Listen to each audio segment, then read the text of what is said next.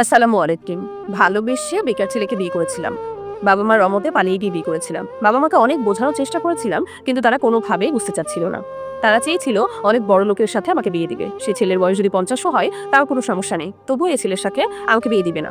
যখন আমি দেখলাম কোনো রাস্তায় আর খোলা নেই, তখন আমি তার হাত ধরে পালিয়ে চলে গেলাম। আমার বাবার বাড়ির লোক, তার বাবার বাড়ির লোক কেউই আমাদেরকে মেনে নেয়নি। কষ্টে দুজনে সংসার শুরু করলাম। সে পুরোপুরি বেকার। সে কোনো রকমে কষ্ট করে একটা চাকরি জোগাড় করলো।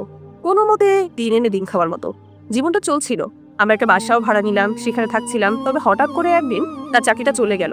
তার চাকরিটা যাওয়ার পরে যেন একদমই সাগরের মতো পড়ে গেলাম। আমাদের কাছে কোনো গচ্ছিত টাকাও নেই, কারণ সে যে টাকা বেতন পেত সেটা আমাদের খেয়ে পরে কোনো রকমে চলে যেত। 2 দিন আমরা না খেয়েছিলাম। বাবার কাছে ফোন করলাম, বাবা ফোন ধরলো না। এক পর্যায়ে মাকে ফোন দিয়ে বললাম যে, মা, আমাকে কিছু টাকা ধার দেওয়া যাবে? মা মুখের উপরে বলে দিল কোনো টাকা পয়সা ধার দিতে পারবে না।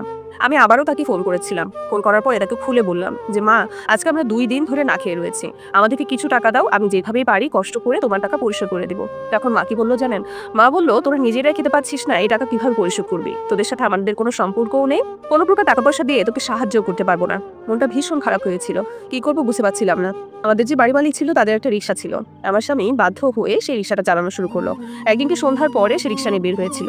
যে টাকা ইনকাম হয়েছিল সেটা দিয়ে কিছু চাল, ডাল আর সবজি নিয়ে এসেছিল। তার হাত দুটো একদমই ফোসকা পড়ে গিয়েছিল। কোনোদিন এরকম কঠিন কোনো কাজ সে করেনি।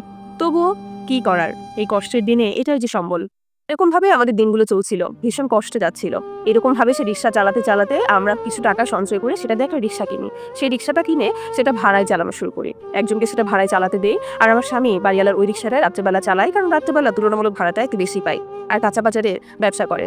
এরকম ভাবেই চলছিল দিনকাল। খুব যে খারাপ যাচ্ছিল সেটা না, তবে হঠাৎ করে যাকে আমরা রিক্সাটা ভাড়ায় চালাতে দিয়েছিলাম সেই রিক্সাটা নিয়ে পালিয়ে যায়। আমার স্বামীর মাথায় তো আকাশ ভেঙে পড়ে, কারণ আমাদের সম্বলই ছিল সেটা। একটু বেশি ইনকামের আশায় সে ওটাকে ভাড়া দিয়েছিল, আর সে আরেকটা চালাতো। কিন্তু কি আর করার, সেই দুঃখের দিন আমাদের আবারও শুরু হয়ে যায়। এরকম ভাবে চড়াই উতরাই নিয়ে আমাদের সংসারগুলো চলছিল। এর মধ্যে সে আমাকে বলল, দেখো, আমার যতই কষ্ট হোক তুমি না তোমার পড়াশোনাটা চালিয়ে যাও। তখন আমি তাকে বলেছিলাম, তোমার এত কষ্টের টাকা ভেঙে আমি সুখে বসে পড়াশোনা করবো, এটা আমি করতে পারবো না। তবে সে আমাকে বললো, তোমার কাছে এখনই সুযোগ আছে, আমার কষ্ট হচ্ছে হোক, তবুও তুমি তোমার পড়াশোনাটা চালিয়ে যাও, কারণ পড়াশোনাটা তোমার কাছে ভীষণ পছন্দের, এটা আমি জানি।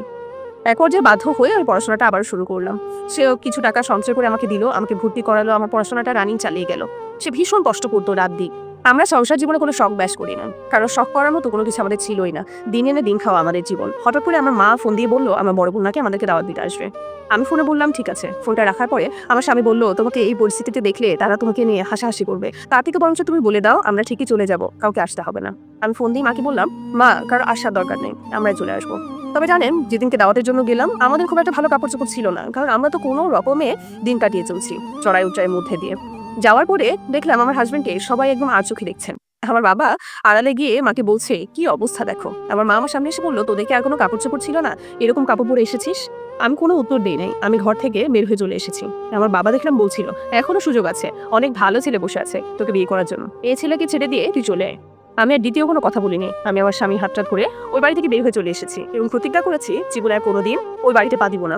বাসায় আসার পরে আমার স্বামী আমাকে হাতে হাত রেখে বলল, দেখো, তোমাকে আমি ভালো রাখতে পারছি না, তোমার পরিবার চাচ্ছে তোমাকে অন্য জায়গায় ভালো রাখার জন্য বিয়ে দিবে, তুমি চাইলে সেখানে রাজি হতে পারো, আমি বিন্দু মাত্র কষ্ট পাবো না। তবে জানেন, আমি তার হাতটা ধরে বলেছিলাম যে এই মানুষকে আমি বেকার জেনেও তার হাত ধরে চলে এসেছে যে বাড়ি থেকে, সেই বাড়িতে আমি তোমাকে একলা রেখে কোনোদিন রয়ে যাবো না, আমরা দুজনে মিলে ভালো কিছু করব। দেখো, আজকে জানেন আমাদের কোনো কিছুর অভাব নেই। এরকম চড়াই উচ্চায় চলেছে অনেক বছর, দীর্ঘ 5-6টা বছর আমাদের কষ্টের জীবন গিয়েছে। এখন আমি একজন প্রাইমারি স্কুলের শিক্ষিকা, ভালো ইনকাম হয়, আমার স্বামীও ভালো একটা চাকরি করে। আলহামদুলিল্লাহ, আমাদের বাড়ি রয়েছে, একটা গাড়িও রয়েছে, জায়গা জমির কোনো কিছুরই অভাব নেই। আমার পরিবারের সাথেও অনেক ভালো সম্পর্ক, এখন আমার শ্বশুরবাড়ির লোকের সাথেও ভালো সম্পর্ক। তবে জানেন, শুধুমাত্র কথার সম্পর্ক, তার আমার মন থেকে সেই ওই দিনই উঠে গিয়েছে যেদিনকে তাদের বাসায় দাওয়াত দিয়ে নিয়ে গিয়ে আমাদেরকে অপমান করেছিল। এখন শুধুমাত্র ফর্মালিটির জন্য তাদের সাথে আমরা চলি। তবে কি জানেন, আমার মনে হয় যার হাত ধরে আপনি একটিবার বের হয়ে চলে আসবেন, তাকে মাঝপথে কখনোই ছেড়ে চলে যাবেন না। একসাথে সফল হন, তাহলে না সবাইকে দেখিয়ে দিতে পারবেন যে আমি যার হাত ধরে এসেছি তাকে ভালো মতো রাখতে পেরেছি, তাকে ভালো করতে পেরেছি।